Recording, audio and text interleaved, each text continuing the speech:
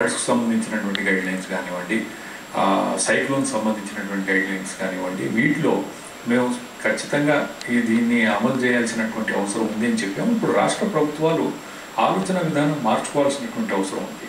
ఏకాభిప్రాయాన్ని సాధించాలి. అన్ని రాజకీయ పార్టీలను కూర్చోబెట్టి ఇది పరిస్థితి, ఈ రకంగా చేసుకోకపోతే ఇప్పుడు విద్యాసాగర్ రావు గారు అన్నట్టు మీరు ఏ కాంటూర్కి ఏ రకంగా వస్తుంది, అక్కడ ఇది మీరు నిర్మాణం చేసుకోకండి.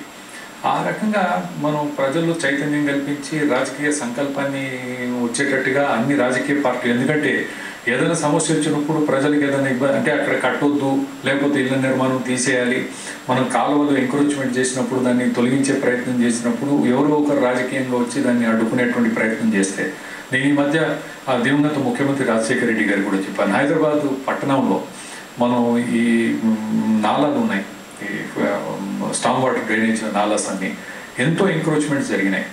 వాటిని తొలగించాల్సినటువంటి అవసరం ఉంది. ఇంకా మనం రోడ్ వైడనింగే కాదు, ఇలాంటివి కూడా పెంచుకుపోతే అంటే water has to find its way. కాకపోతే మనం అడ్డంకు కలిగిస్తే అది ఇంకో రకంగా నీరు నిలబడి ఉండొద్దు, ఇట్ విల్ ఎప్పుడు ఫ్లో అవుతుంది, ఇట్ విల్ ఫైండ్ ఇట్స్ వే అనేటువంటి ప్రిన్సిపల్ని మనం మర్చిపోకుండా ఉండాలి. కనుక నేను చెప్పాను, అందరినీ పిలవండి, ఒక రౌండ్ టేబుల్గా ఒక ఆల్ పార్టీని పెట్టి ఒక రాజకీయ ఏకాభిప్రాయాన్ని తీసుకొచ్చినప్పుడు దాన్ని ఎవరు కూడా మళ్ళీ అడ్డుకునేటువంటి ప్రయత్నం చేయరు. అయితే వారికి కూడా పునరావాసం కల్పించాలి.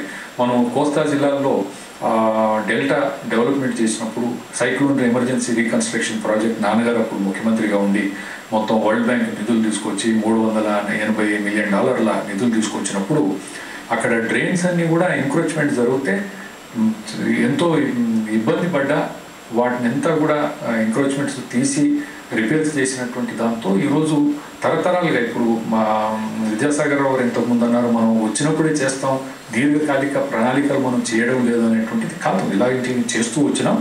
ఫ్లడ్ మిటిగేషన్ ప్రాజెక్ట్స్ మనం చేయాలి, సైక్లోన్ మిటిగేషన్ ప్రాజెక్ట్స్ చేయాలి. ఇప్పుడు వరల్డ్ బ్యాంక్ నిధులతో డిజాస్టర్ మేనేజ్మెంట్ అథారిటీ ఒక national cyclone risk mitigation project చేస్తుంది.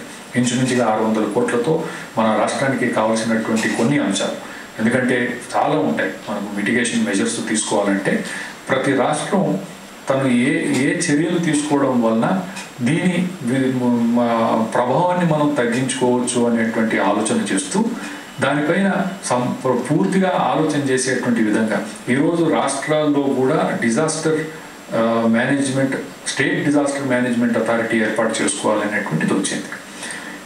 బీహార్లో మేము బీహార్కి వెళ్ళినప్పుడు అక్కడ ఉండేటువంటి ముఖ్యమంత్రి గారికి, నితీష్ కుమార్ గారికి నేను సూచన చేశాను. వారు దాన్ని అంగీకరించి ఒక ఫుల్ టైం వైస్ చైర్మన్ ఏర్పాటు చేశారు. మనం కేంద్రంలో డిజాస్టర్ మేనేజ్మెంట్ అథారిటీ వచ్చింది ఎందుకనంటే కేవలం రక్షణ సహాయక చర్యలు తీసుకొని దాని తర్వాత మళ్ళీ మర్చిపోయే పరిస్థితులు, అది అటువంటి ఆలోచన విధానం మొదటి నుంచి కొనసాగుతుంది. అది మారాలి. అన్ని అంశాలపై అవేర్నెస్, ప్రజల్లో అవగాహన పెంచడానికి ఎలాంటి మిటిగేషన్ మెజర్స్ వారు చెప్పినట్టు structural measures, non structural measures ఇవన్నీ కూడా తీసుకుంటే విపత్తులు సంభవించినప్పుడు అది నష్టం తగ్గించడానికి ఎలాంటి చర్యలు తీసుకోవాలి, బండింగ్ ఉంది, ఇలాంటివి ఎంబాంక్మెంట్స్ ఉన్నాయి, ఇలాంటివన్నీ కార్యక్రమాలు తీసుకుంటే మనం దాని డ్యామేజ్ని తగ్గించేటువంటి అవకాశం ఉంటుంది అనేటువంటిది.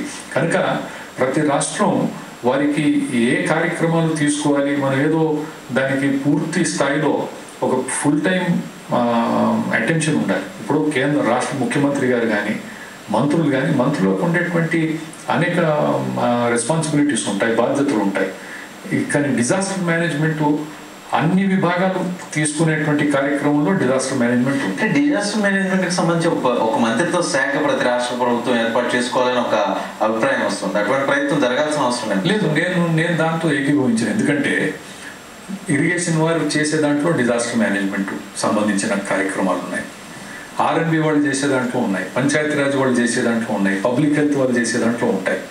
డిజాస్టర్ మేనేజ్మెంట్కు పర్యావరణ పరిరక్షణ కానీ డిజాస్టర్ మేనేజ్మెంట్ సాధించాలంటే మనం తీసుకునేటువంటి కార్యక్రమాలు డిఫరెంట్ లైన్ డిపార్ట్మెంట్స్ వాళ్ళు చేసేటువంటి పనులలో భాగంగా ఉంటాయి.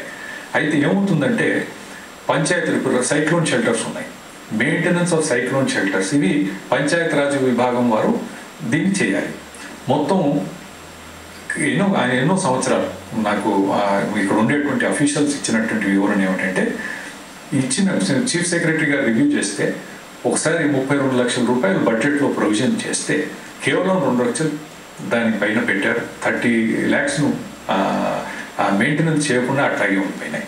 దీనికి కారణం ఏమిటంటే మనకు ఉండే 1100 సైక్లోన్ షెల్టర్స్ ఉన్నాయి. ఒక్కొక్క దానికి 10-20 వేలతో మనం రిపేర్స్ చేసుకోవాలి. మనం వందల కోట్లు పెద్ద పెద్ద కార్యక్రమాలు చేస్తున్నాం, కానీ ఒక్కొక్క గ్రామంలో ఒక 20,000 10,000 పనికి పైన సరైనటువంటి శ్రద్ధ ఆసక్తి మనం చూపించడం లేదు. ఇలాంటివన్నీ కూడా మల్టీపర్పస్ సైక్లోన్ షెల్టర్స్ను ఏర్పాటు చేసుకుంటూ గ్రామ ప్రజలకు దాని నిర్వహణ బాధ్యత వారికి ఒప్పజెప్పినప్పుడు, దాని మెయింటెనెన్స్ వారికి ఒప్పజెప్పినప్పుడు అవసరం అయినటువంటి సమయంలో అవి అవైలబుల్గా ఉంటాయి.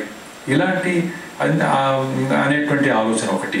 తర్వాత మనం main streaming of disaster management and development planning, మనం అభివృద్ధి కార్యక్రమాలు ఏ రంగంలో కూడా అభివృద్ధి కార్యక్రమాలు తీసుకున్నప్పుడు దాంట్లో డిజాస్టర్ మేనేజ్మెంట్ అంశం ఇమిడి ఉందా లేదా అనేటువంటిది మనం చూసుకోవాలి. ఇప్పుడు ఇళ్ళ నిర్మాణం చేస్తున్నాం, ఫ్లడ్ జోన్లో ఉండేటువంటి మనం స్థలాన్ని సేకరించినప్పుడు మనం మామూలుగా కొంచెం హైట్ లేపకుండా అట్లాగే పెట్టేస్తే ఏ చిన్నపాటి వర్షానికి అవి ముంపుకు గురయ్యేటువంటి ప్రమాదం ఉంటుంది. ఈరోజు మన రాష్ట్రంలో ఇందిరమ్మ ఇండ్ల నిర్మాణం చేస్తున్నాం. దేశం మొత్తం మీద ఇందిరా ఆవాస్ యోజన అనేటువంటి గృహ నిర్మాణ కార్యక్రమాలు చేస్తున్నాం. ఫ్లడ్ రెసిస్టెంట్ ఉన్నాయా? సైక్లోన్ రెసిస్టెంట్ అంటే విండ్ స్పీడ్ ఉంటుంది. ఆ స్పీడ్కు తగినట్టుగా మనం వాటిని అది నిలకడగా ఉండేటటువంటి స్ట్రెంగ్త్ మనం ప్రొవైడ్ చేస్తున్నామా లేదా? లేకపోతే ఎక్కడైనా అర్త్క్వేక్ జోన్లో ఉంటే అర్త్క్వేక్ రెసిస్టెంట్ మనం నిర్మాణం చేసుకుంటున్నామా లేదా?